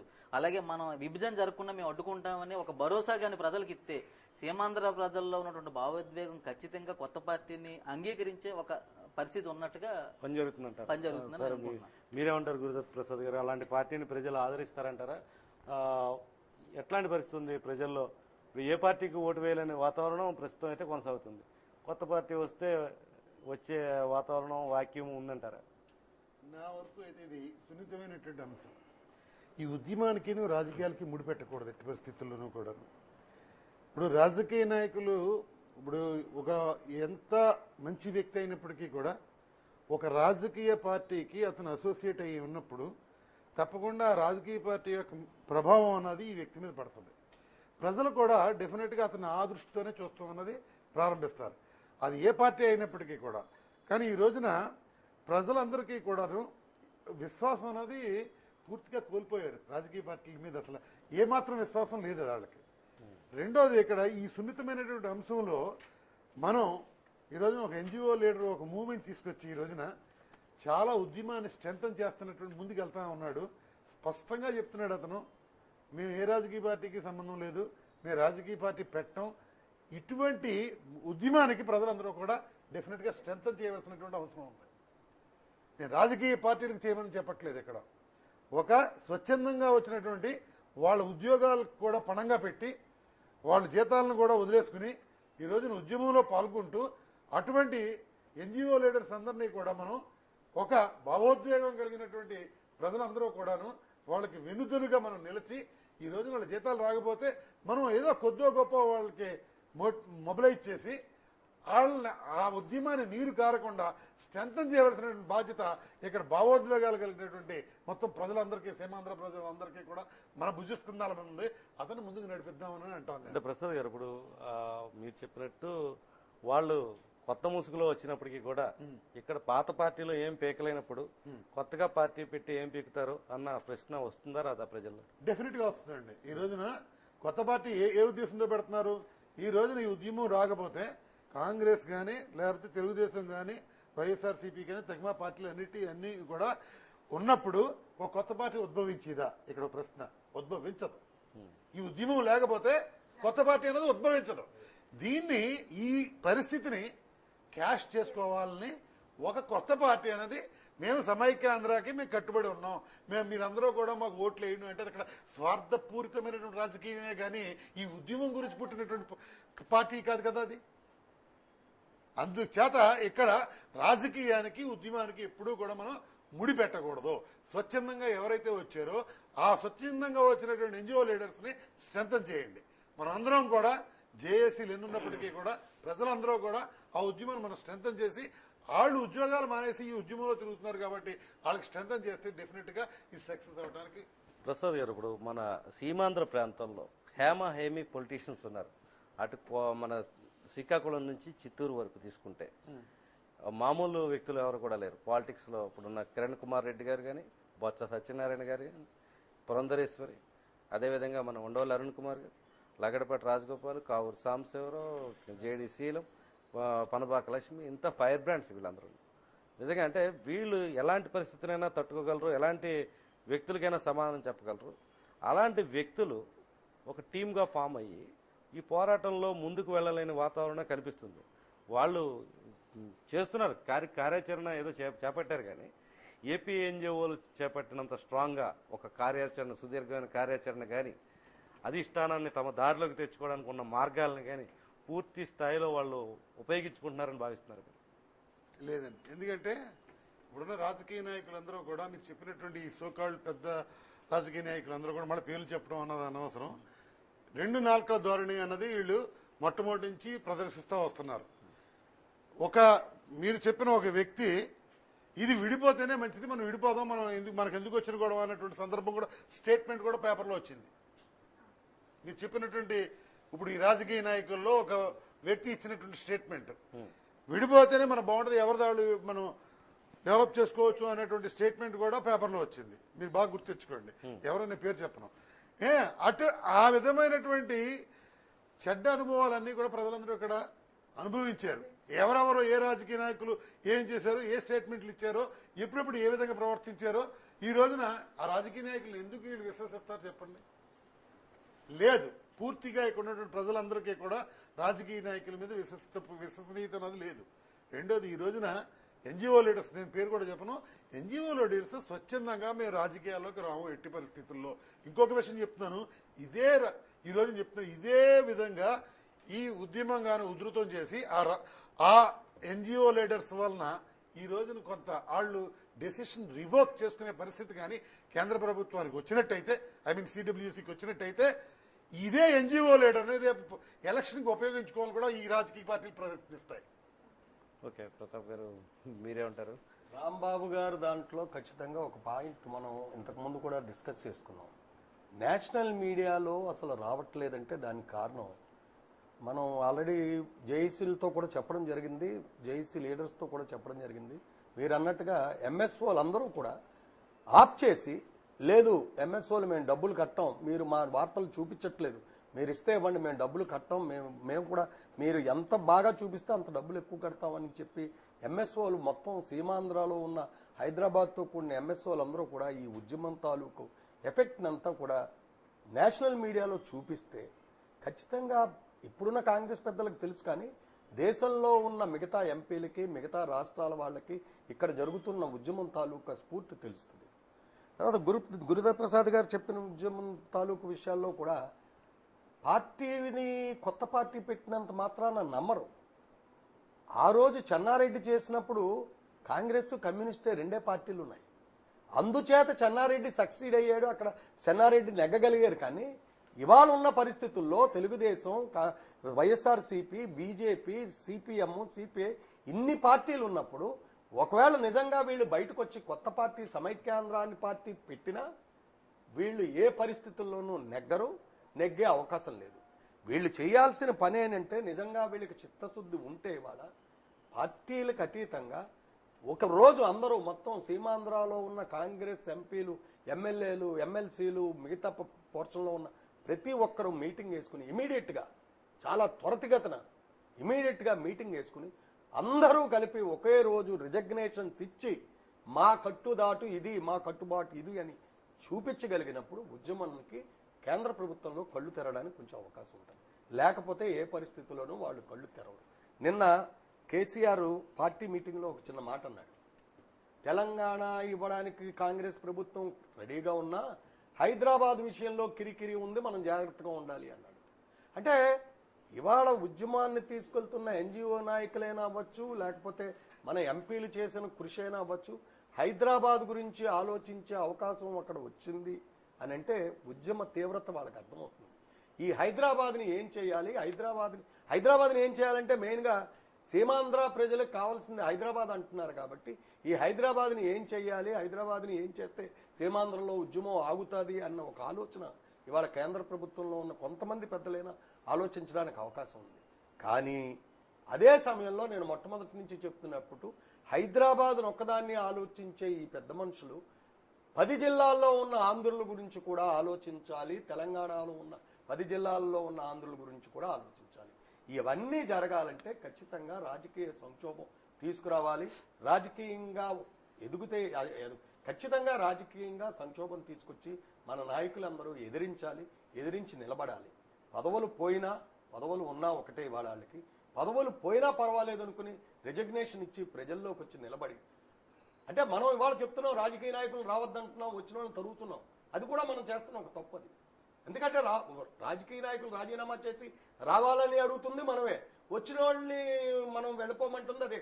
అందుచేత రాజీనామాలు అన్నది వాళ్ళ ప్రస్తుతం పరిస్థితుల్లో అక్కడ చేసినా ఒకటే చేయకపోయినా ఒకటే అనే పరిస్థితి ఉంది కాబట్టి రాజీనామాలు చేయండి, రాజీనామాలు చేసి బయటకు వచ్చేయండి, బయటకు వచ్చి ఒక అనిశ్చిత కల్పించండి, ఒక అనిశ్చిత కల్పించి ఇదిగో ఇది ఇప్పుడు అసెంబ్లీలో అడ్డుకోవాలా అడ్డుకోవద్దా అని చెప్పి ఇందాక రాష్ట్రపతిని డైరెక్ట్గా అడిగారు, రాష్ట్రపతి వేరే అడ్డదారులు ఉన్నాయని చెప్పినప్పుడు ఇంకా వాళ్ళు అక్కడ ఉంటే ఉండకపోతే ఏంటి, రేపు కేబినెట్ మీటింగ్ ఉంది, కేబినెట్ మీటింగ్లో వీళ్ళు ఎవరైనా మాట్లాడి ఇది కుదరదని చెప్పే అవకాశం ఉంది అక్కడ. ఇంకో విషయం ప్రతాప్ గారు, ఇంకో విషయం స్పష్టమైంది.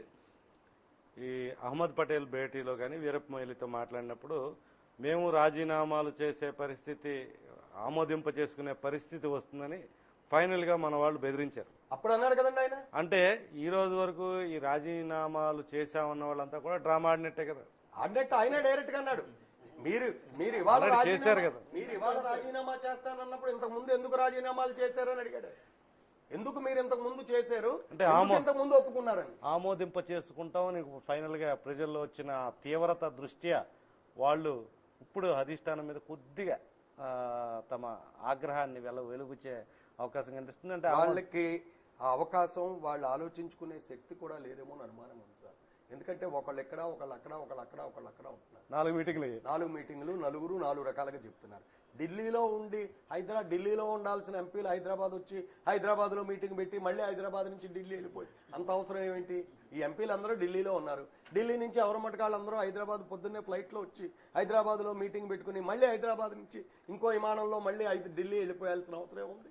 అందుచేత ఈ సమస్యను పరిష్కరించడానికి ఇవాళ కేంద్ర ప్రభుత్వ కాంగ్రెస్ పార్టీలోనే బాలుంది. ఓకే, మళ్ళీ మీ దగ్గరికి వద్దామండి. ఫైనల్గా మీరు ఏం మెసేజ్ ఇద్దాం అనుకుంటున్నారు, ఎట్లాంటి మెసేజ్ అంటే ఫైనల్ 1 minute లో చెప్పండి. ఆంధ్రప్రదేశ్ గానే ఉంటారు మేడం, మీరు చెప్పండి.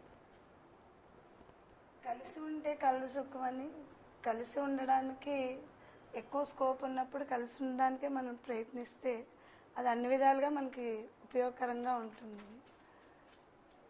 నా పర్సనల్ ఒపీనియన్. ఉద్యమకారులకు మీరు ఇచ్చే మెసేజ్?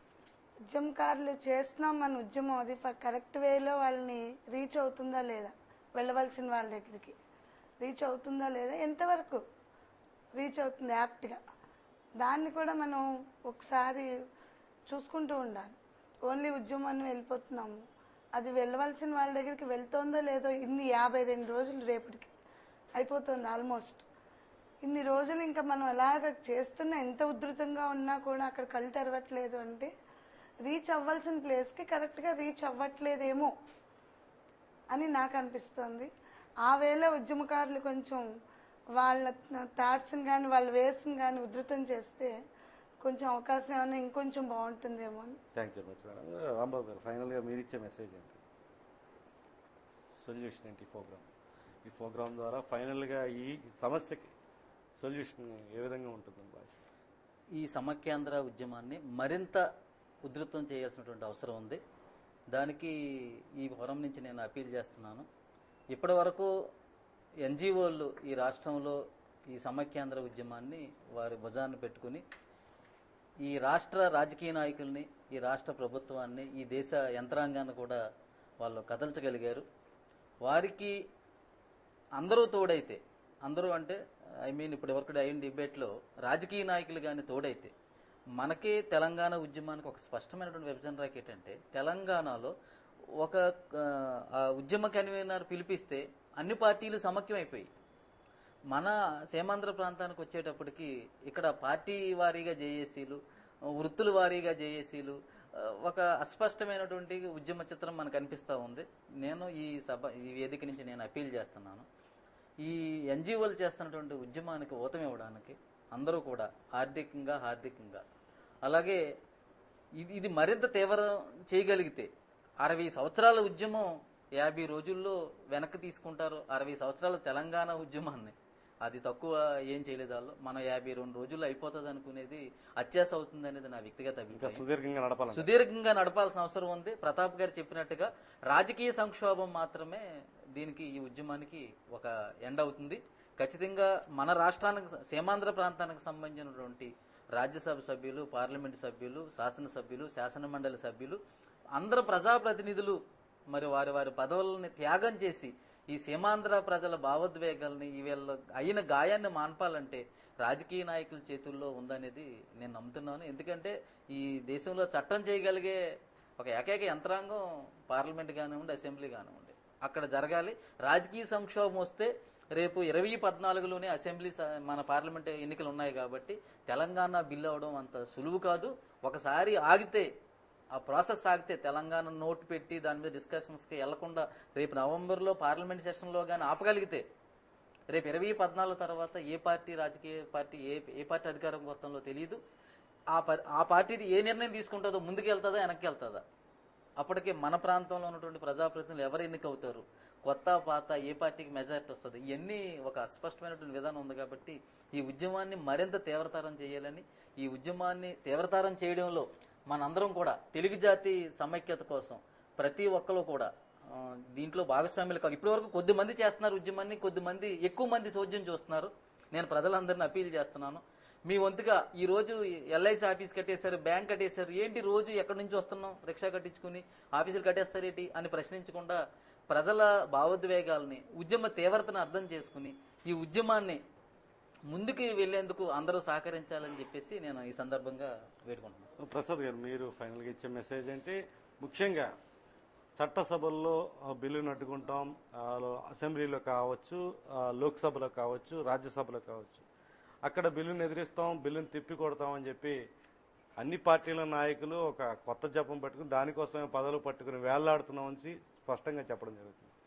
చట్టసభల్లో చర్చలు సక్రమంగా జరుగుతున్నాయా? చట్టసభల్లో ఎట్లాంటి వాతావరణం ఉంది? గత 10 ఏళ్లుగా తీసుకోవచ్చు, లేకపోతే గత దశాబ్దంన్నర పైగా కూడా చట్టసభలో ఎలాంటి చర్చలు జరుగుతున్నాయి? ఏదైనా సమగ్రంగా చర్చ జరిగిన సందర్భం మీకైనా కనిపించింది? గత కొన్ని సంవత్సరాలుగా కూడా మనం పరిశీలించినట్టయితే ఇటు అసెంబ్లీలో కానీ, లోక్సభలో కానీ, రాజ్యసభలో కానీ ఏ అంశాన్ని కూడా కూలంకషంగా చర్చించిన దాఖలాలు ఎక్కడా లేవు. ఒక వ్యక్తి మాట్లాడుతున్నప్పుడు ఆ వ్యక్తిని అడ్డుకునేటటువంటి అసెంబ్లీలో ఉన్నటువంటి ఎమ్మెల్యేలు కానీ, లేకపోతే లోక్సభలో ఉన్నటువంటి ఎంపీలు కానీ ఈ రోజున ఉండవల్లి అరుణ్ కుమార్ అసలు చెప్పనివ్వట్లేదు కదా. ఉండవల్లి అరుణ్ కుమార్ మొన్న లోక్సభలో మాట్లాడదామని ఒక అంశాన్ని లేవనెత్తినప్పుడు చుట్టూ 4 ఎంపీలు నిలబడిపోయారు. తెలంగాణ కాంగ్రెస్ ఎంపీలే, బయట కాదు. అంటే ఒక అంశాన్ని ఒక కూలంకషంగా చర్చించాలి అనుకుంటే అతను కింద మీద పడి ఒక 2-3 రోజులు మొత్తం అన్ని కూడా ఈ తెలంగాణ అంశం గురించి అతను మొత్తం అంతా కూడా సమాచారాన్ని సేకరించి దాన్ని తెచ్చుకుని లోక్సభలో వాళ్ళందరికీ ఆయన దగ్గర పర్మిషన్ పొంది, స్పీకర్ దగ్గర పర్మిషన్ పొంది రెడీగా అయినప్పుడు చుట్టూ 4 ఎంపీలు నిలబడిపోయినప్పుడు ఇంకా ఎంతవరకు వెళ్తాయి? ఈ విధంగా చట్టసభల్లో అసలు మనిషిని మాట్లాడనివ్వకుండా చేస్తున్నప్పుడు ఇక చర్చ ఏం జరుగుద్ది? ఈ గత మనం 10-20 సంవత్సరాలు బట్టి చూస్తున్నాం, ఎక్కడైనా అసెంబ్లీలో రసాభాస అవుతుంది కానీ కొట్టుకుంటాం, మైకులు ఎరక్కొట్టుకుంటాం, కుర్చీలు ఎరక్కొట్టుకుంటాం, ఏది కూడా ఒక తీర్మానం చేసినటువంటి సందర్భాలు ఎప్పుడూ కనపడలేదు. అందుచేత ముఖ్యంగా నేను అనేది ఏంటంటే, లోక్సభలో ఇది ఏదో అవుతుంది, లేకపోతే ఎమ్మెల్యే ఇక్కడ అసెంబ్లీలో అవుతుంది, లేకపోతే రాజ్యసభలో అవుతుంది అని మటుకు ఏ మాత్రం కూడా ఎవరికీ కూడా నమ్మకం అన్నది లేదు. అది ఒక పాయింట్. రెండోది ఏంటంటే ఇక్కడ మీరు చెప్పినట్టు, మన రాంబాబు చెప్పినట్టు, ఇక్కడ రాష్ట్రంలో ఒక ఎన్జిఓస్ మాదిరిగా, నేను లీడర్స్ పేరు చెప్పట్లేదు, ఎన్జిఓస్ ఒక ఈ ఉద్యమాన్ని చాలా ఉధృతం చేశారు. ఈ ఉధృతం చేసినటువంటి ఉద్యమానికి బాసటగా నిలవటానికి మీరు ఇక్కడ రాజకీయ నాయకులందరూ కూడా వాళ్ళ వెనకాల ఉండవలసినటువంటి అవసరం ఉంది ఇక్కడ. అదేవిధంగా స్పొరాడిక్ గా జరుగుతున్నటువంటి ఉద్యమాలన్నీ కూడా, ఈ ఉద్యమానికి మనం అందరం కూడా వాళ్ళు ఎంతో వ్యయ ప్రయాసాలు పెట్టి వాళ్ళు ఆ ఉద్యమాన్ని ముందుకు నడిపిస్తా ఉన్నారు. ఈ రోజున వాళ్ళు జీతాలు వదిలేసుకుంటున్నారు, వాళ్ళు ఆఫీసులు వదిలేశారు, అన్ని వదిలేసి, ఇందాక రామనారాయణ గారు చెప్తున్నారు, కొన్ని బస్సులు అయితే కదలటానికి కూడా లేని పరిస్థితిలో ఉన్నాయి. ఆఖరికి ఆల్మోస్ట్ మూతపడిపోయింది ఆర్టీసీ అని అంటున్నారు. మరి అంటే నిజానికి ఇక్కడ ఉన్నటువంటి డ్రైవర్స్ కానీ కండక్టర్స్ కానీ వీళ్ళందరూ కూడా దాని మీద బ్రతుకోవాలది. అటువంటిది ఇంత త్యాగం చేసే వాళ్ళు ముందుకు వస్తున్నప్పుడు నేను మనం అందరం సీమాంధ్ర ప్రజలు మొత్తం అందరినీ కూడా రాజకీయ నాయకులతో కూడా కలిపి అందరినీ విన్నవించేది ఏంటంటే, ఈ ఉద్యమానికి బాసటగా నిలుద్దాం, ఈ ఉద్యమాన్ని ముందుకు నడిపిద్దాం. ఆ ఎన్జిఓస్ కూడా మనం కూడా చక్కని చేయూతనిద్దాం. చేయూతనిచ్చి ఈ రాష్ట్రాన్ని విభజన కాకుండా మనం కాపాడుకుందాం. అదే నా యొక్క 23వ తారీఖున ఎలక్ట్రిసిటీ వాళ్ళు ఒక మీటింగ్ వేసుకుంటున్నారండి గుంటూరులో. వాళ్ళకి అపీల్ చేసేది ఏంటంటే, రైల్వేకి వెళ్ళే కరెంట్ని ఆపేమనాలి. రైల్వేకి వెళ్ళే కరెంటుని ఆపితే రైళ్లు ఆపక్కర్లేదు, ఆటోమేటిక్గా రైళ్లు ఆగిపోతాయి. అది కేంద్ర ప్రభుత్వానికి తెలిసినా సరే ఒక చర్య, అంతే మనం చేయాల్సింది. ఇక ఈ ఉద్యమ తీవ్రత అన్నది 60 సంవత్సరాల నుంచి చేస్తున్న ఉద్యమం 50 రోజులకి దాని మీద వచ్చేస్తుందా డెసిషన్ అన్నదానికి రాంబాబు గారు చెప్పినట్టు కరెక్టే. వాళ్ళు ఎప్పటి నుంచో ఈ ఉద్యమం మీద ఉన్నారు. మనం ఈ మధ్య ఎవరు ఎందుకు ఇస్తారులే అని ప్రతి పార్టీ ఉన్నది కాబట్టి ఉత్తరాలు ఇచ్చేశారు. కాంగ్రెస్ ప్రభుత్వం ఇస్తుందేంటి అని ఆ ఉద్దేశంలో మన ఎంపీలు ఉన్నారు, వీళ్ళు అలా చెప్తారులే అని చెప్పి అనుకున్నారు. కానీ అక్కడ వాళ్ళు వేసుకున్న రాజకీయ స్కెచ్ మన ఎంపీలకి తెలియకుండా జరిగింది కాబట్టి మన ఎంపీలు ఇవాళ నోరు మూసుకు కూర్చోవలసి వచ్చింది. అరుణ్ కుమార్ మాట్లాడుతున్నప్పుడు అడ్డుకున్నప్పుడు మిగతా ఎంపీలు ఏం చేశారు? మన ఎంపీలు అక్కడ ఉన్న వాళ్ళు ఏం చేశారు? మిగతా వాళ్ళు కనీసం అరుణ్ కుమార్కి సపోర్ట్ ఇచ్చారా? ఇవ్వలేకపోయారు. పోనీ బయటకు వచ్చాక ఎవరైనా ఒక్కళ్ళైనా ఖండించారా? ఖండించలేకపోయారు. అంటే ఇదంతా వాళ్ళకి తెలిసిండి చేస్తున్నారా, తెలియక చేస్తున్నారా, చెయ్యాలని చేస్తున్నారా, లేకపోతే వాళ్ళు ఉద్యమాన్ని తప్పుదారు పట్టిస్తున్నారా, లేకపోతే నిజంగా ఉద్యమంలో ఉంటున్నారా ఏంటి అన్నది కూలంకషంగా తెలియాలంటే వాళ్ళు రాజీనామా చేసినా చెయ్యకపోయినా వాళ్ళందరూ కలిసికట్టుగా ప్రజలకు ఒక విన్నపం, ప్రజలకి మేము ఉన్నాం, మేము చేస్తాం అని కలిసికట్టుగా, ఎవరి మటుకు వాళ్ళు ఒక్కొక్కరు కాకుండా వాళ్ళందరూ కలిసికట్టుగా వచ్చి ఎంపీలు, ఎమ్మెల్యేలు, ఎమ్మెల్సీలు అందరూ, ఎంపీలు, రాజ్యసభ అందరూ వచ్చి ఒక్కసారి ప్రజలకు చేసినా చెయ్యకపోయినా మేమంతా ఉన్నాం, మేము చేస్తాం, ఇక్కడ ఇది సంగతి. ఎన్జిఓ సోదరులకి ఎందుకు మరి ఇప్పుడు ఎన్జిఓ సోదరులు ఒక 2 కళ్ళ సిద్ధాంతం అని చెప్పి చంద్రబాబు నాయుడు ఇక్కడి నుంచి మన సీమాంధ్ర ఎన్జిఓలు వెళ్ళినప్పుడు ఆయన అన్నమాట ఏంటి? కనీసం సింపతి సేకన నేను చూస్తాను, మీకు అన్యాయం జరగకుండా చూస్తాను అన్న ఒక మాట కూడా అనకుండా, మీరు తెలంగాణ ఇచ్చింది వాళ్లే కాబట్టి వాళ్ళతోనే మాట్లాడండి, వాళ్లే చేసేయారండి అన్న మాట ఆ రోజు, ఇది 2వ రోజు కాబట్టి ఇవాళ ఆయన కూడా మార్పు తెచ్చుకుని ఆ మాట అన్నది తప్పు, నేను సీమాంధ్ర ఎన్జిఓస్కి నా సహాయం నేను చెయ్యాలి, మీకు ఏ విధమైన తప్పు జరిగినా, మీకు అన్యాయం జరిగినా నేనున్నాను, నేను చేస్తానని ఒక భరోసా ఆయన కూడా ఇవ్వగలిగిన రోజున ఈ రాజకీయ నాయకులందరూ కలిసికట్టుగా ఉండి ప్రజా ఉద్యమాన్ని నడిపించిన రోజున ఖచ్చితంగా మనం అనుకున్నది సాధిస్తాం, విజయం పొందుతాం. Thank you very much Pratap గారికి, గురుదత్ ప్రసాద్ గారికి, అదేవిధంగా గుబ్బల రాంబాబు గారికి, రామలక్ష్మి గారికి, ఉషారాణి గారికి అందరికీ ధన్యవాదాలు తెలియజేస్తూ చర్చ ముగించే ముందు ఒకసారి సమైక్య మీద ఒక పల్లవి గుబ్బల రాంబాబు గారు ఆలపిస్తారని చెప్పారు. ఆ పాటతో మనం చర్చా కార్యక్రమం ముగిద్దాం. రేపు మరాల్సిన మళ్ళీ కలుద్దాం. ఎత్తరా ఎత్తరా సమైక్యాంధ్ర జెండా, తెలుగు జాతి ప్రగతి కొరకు పోరాటపు జెండా. నువ్వు ఎత్తరా ఎత్తరా సమైక్యాంధ్ర జెండా, తెలుగు జాతి ప్రగతి కొరకు పోరాటపు జెండా, పోరాటపు జెండా. Thank you very much. జై సమైక్యాంధ్ర.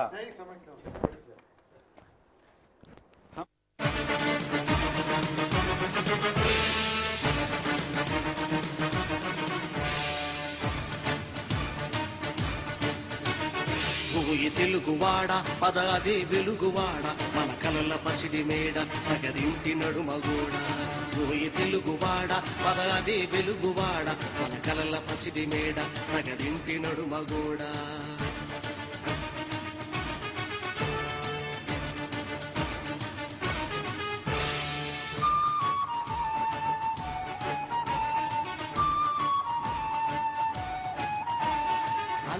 కష్టాలెన్నో ఓర్చి ఓర్చి గుండె మండి కినుకరేచి అన్న కష్టాలెన్నో ఓర్చి ఓర్చి గుండె మండి కినుకరేచి సత్యాగ్రహణం చేసి ఒక తండ్రిని ధార పోసి దాయాదుల వెన్ను వంచి సొంత గడ్డ సమార్జించి తెలుగు జాతి పరుగు పెంచి సమైక్యతను నిర్వచించి ఇప్పుడు రాష్ట్రపటం చించి చించి ఏమున్నది ఏమున్నది ఏమున్నది ఏమున్నది ఓయ్ తెలుగువాడ పదాది వెలుగువాడ మన కలల పసిడి మేడ ప్రగడింటి నడుమగోడ ఓయ్ తెలుగువాడ పదాది వెలుగువాడ మన కలల పసిడి మేడ ప్రగడింటి నడుమగోడ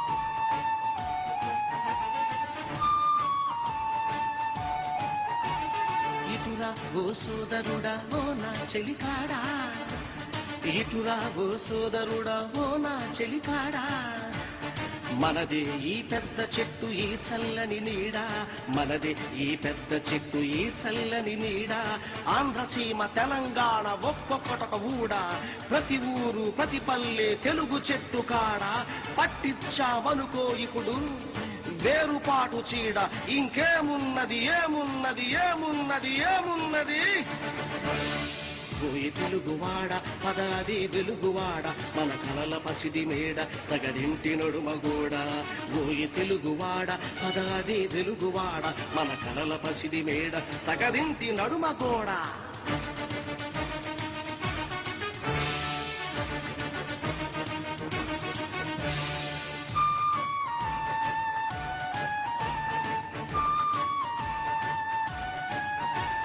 జాతి మహాయాత్ర ఇలా సాగే పోవాలి గాని జాతి మహాయాత్ర ఇలా సాగే పోవాలి గాని నడుమన మన అడుగులు తడబడిపోతే నడకలలో వడిపోతే మనకు చెడిపోతే గొంతుల శృతి విడిపోతే కలయిక సందడిపోతే ఒక స్నేహపు ముడిపోతే తడిపోతే ఏమున్నది ఏమున్నది ఏమున్నది ఏమున్నది ఓయ్ తెలుగువాడా ఓయ్ తెలుగువాడ పదాది వెలుగువాడ మన కలల పసిడి మేడ ప్రగతింటి నడుమగోడ ఓయ్ తెలుగువాడ పదాది వెలుగువాడ మన కలల పసిడి మేడ ప్రగతింటి నడుమగోడ ఓయ్ తెలుగువాడ ఓయ్ తెలుగువాడ